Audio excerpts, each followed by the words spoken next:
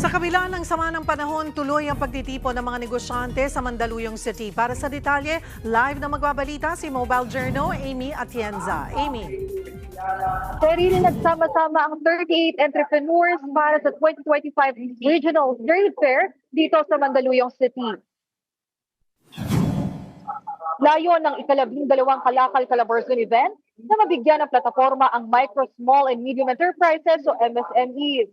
Mayroong food at non-food products na pwedeng ma-enjoy ng ating mga kababayan. At dito nga, Cheryl, ikot ko kayo sa mismong bungad ng trade fair. So meron dito mga tableya na pwedeng-pwede lalo na dahil nga napakalamig ng panahon. At kung hindi naman tableya ang iyong nais, siyempre meron din dito na coffee bean na galing sa probinsya ng Cavite.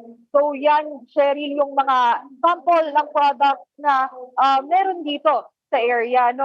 Pero bukod dyan, lahat ng kasaling enterprises ay sumailalim din sa development program sa bilang ng One Town, One Product Next Gen, shared service facilities, kapatid mentor me at sa Comprehensive Agrarian Reform Program.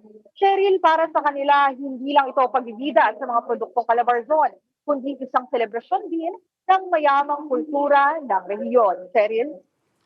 Maraming salamat, Amy Atienza.